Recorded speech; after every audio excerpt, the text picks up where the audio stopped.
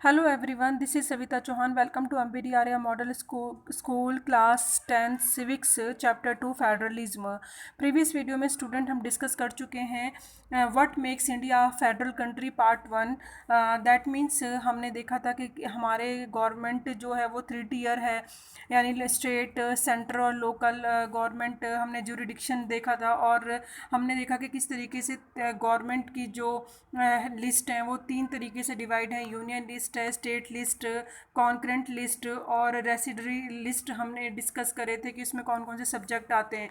उसी का स्टूडेंट हम पार्ट 2 पढ़ेंगे और ये अंडरस्टैंड करेंगे कि ऐसी और कौन कौन सी टर्म्स ऑफ कंडीशन है जो कि हमारी कंट्री को फेडरेशन बनाती है और किस तरीके की पावर है जो स्टेट और सेंटर के अंदर डिवाइड होती है. We noted above the most federation that are formed by holding together do not give equal power to it's constituent units. That means आपने देखा कि हमारी कंट्री में होल्डिंग टुगेदर फेडरेशन चलती है जिसके अंदर सेंटर क्या करती है, होल्ड करके रखती है स्टेट को अपनी तरफ, यानी डाइल्यूट करती है पावर को ऊपर से लेके नीचे तक. लेकिन ये नॉट इक्वल, यानी होल्डिंग टुगेदर में पावर इक्वली शेयर नहीं होती है.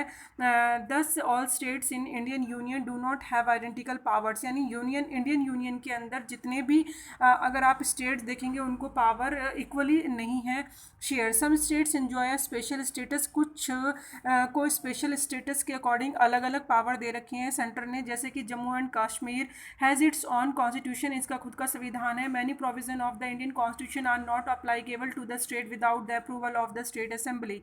और इस स्टेट के अंदर बहुत सारे ऐसे अप्रूवल हैं, यानी संविधान के अंदर कुछ ऐसे प्रोविजनल हैं जो कि खुद स्टेट फॉलो उसको अप्लाई नहीं कर सकता, अप्रूव नहीं कर सकता जब तक कि स्टेट असेंबली, विधानसभा उसको जो है पास नहीं करेगी. And Indians who are not permanent residents of this state can not buy land or house here. अगर जो परमानेंट, अगर इंडियन यहाँ का परमानेंट नहीं रहने वाला है तो वो यहाँ पे ज़मीन भी नहीं खरीद सकता है. Similar special provision exist for some other states of India as well. India के ऐसे कुछ और भी स्टेट्स हैं जिसमें ये प्रोविज़न है, जिसके अंदर स्पेशल पावर प्रोवाइड कर रखी हैं गवर्नमेंट ने, और स्पेशल पावर के अकॉर्डिंग कुछ को ज़्यादा है कुछ को कम है. There are some units of Indian union which enjoy very little power. कुछ ऐसे यूनिट्स हैं इंडियन यूनियन की जो कि उसमें कम पावर उनको डिस्ट्रीब्यूट कर रखी हैं. These are areas which are too small to become an independent states but which could not be merge with any of the existing states. That mean union जो हमारा ये बोला है इंडियन यूनियन है उसके अंदर इन्होंने बोला है कि स्टूडेंट कुछ स्टेट इतने छोटे हैं कि हम उनको किसी के साथ मर्ज भी नहीं कर सकते. एग्जांपल में आप ले सकते हैं जैसे कि दिल्ली का एग्जांपल है और लक्षद्वीप, अंडमान है. ये खुद में इतने छोटे छोटे स्टेट्स हैं कि आप इनको किसी के साथ मर्ज नहीं कर सकते.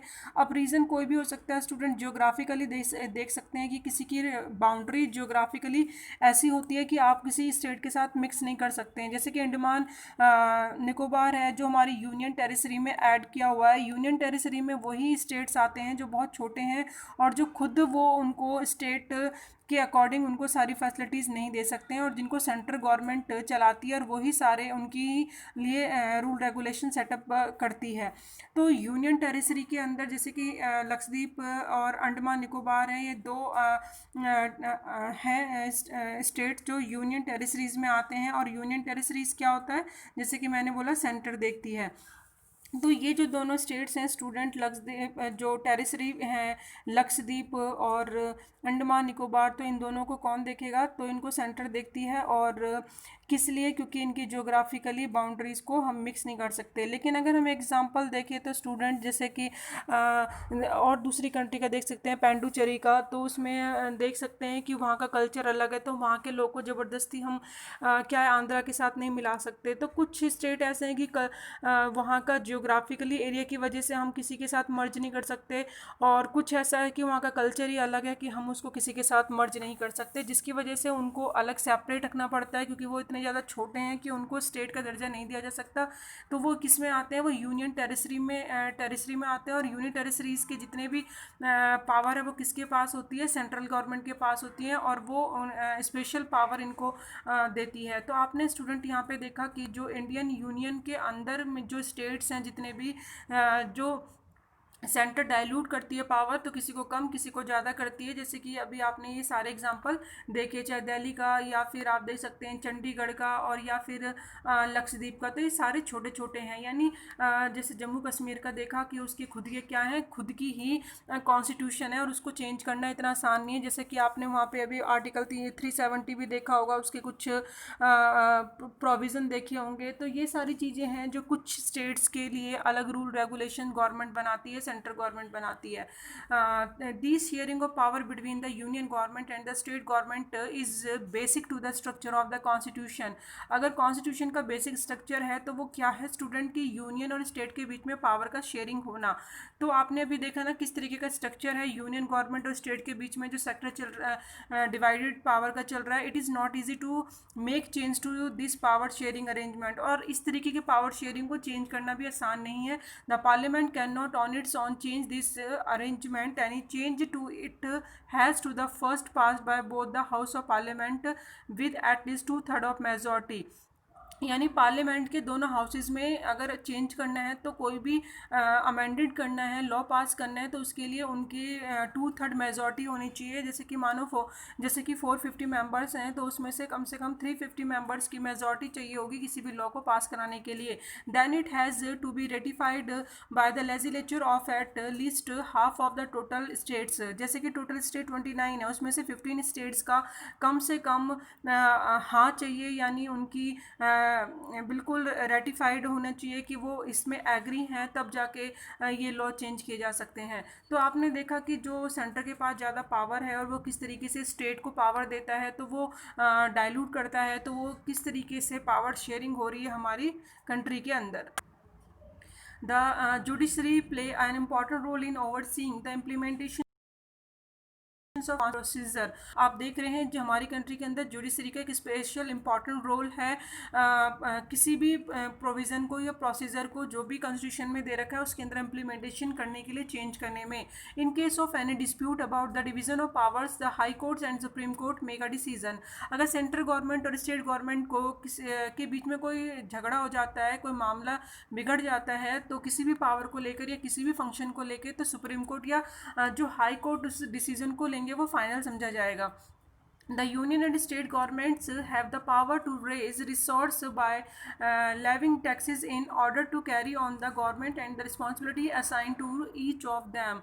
Union यानी सेंट्रल गवर्नमेंट और स्टेट गवर्नमेंट दोनों को पावर है कि वो अपने रिसोर्सेज रेज कर सकते हैं, ले सकते हैं, किस तरीके से उनको टैक्स कलेक्ट करना है। और गवर्नमेंट की जिम्मेदारी होगी कि वो इस चीज़ को देखे, असाइन करे कि टू ईच ऑफ दैम, कि दोनों के लिए जो रिसोर्सेज हैं वो इनफ हैं और किस तरीके के हैं जिससे कि वो टैक्स।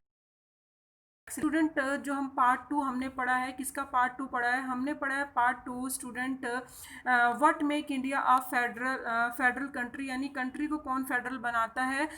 ये हमने इस वीडियो में पार्ट 1 और पार्ट 2 में पढ़ा है। और ये बहुत इंपॉर्टेंट टॉपिक है स्टूडेंट, बहुत ईजी भी है, क्योंकि आपने देखा कि किस तरीके से सेंटर के पास हमारे पावर शेयरिंग ज़्यादा है और स्टेट के पास जो पावर है डाइल्यूट होती है, कहीं किसी में कम किसी में ज़्यादा। जो स्टेट छोटे हैं, जो वो यूनियन टेरिटरी में आते हैं, उनको अलग से स्टेट नहीं बनाया जा सकता है। तो इसी तरीके से उनको कौन देखता है, सेंटर देखता है। तो हमने देखा अपनी फेडरेशन में कि वो सेंटर के पास पावर ज़्यादा है। और अब हम नेक्स्ट वीडियो में देखेंगे हाउ इज़ फेडरलिज्म प्रैक्टिस्ड, यानी अभी तक आपने देखा कि फेडरलिज्म हमारे ऐसे कौन सा सिस्टम है कंट्री के अंदर जो फेडरल बनाता है हमारी कंट्री को। ये अभी देखा आपने रूल रेगुलेशन किस तरीके से सेंटर और स्टेट के बीच में पावर शेयरिंग होती है। लेकिन नेक्स्ट में पढ़ेंगे वो प्रैक्टिस में कैसे है, यानी अप्लाई कैसे कर रहे हैं रियल में, एक्चुअली में, वो हम नेक्स्ट वीडियो में डिस्कस करेंगे।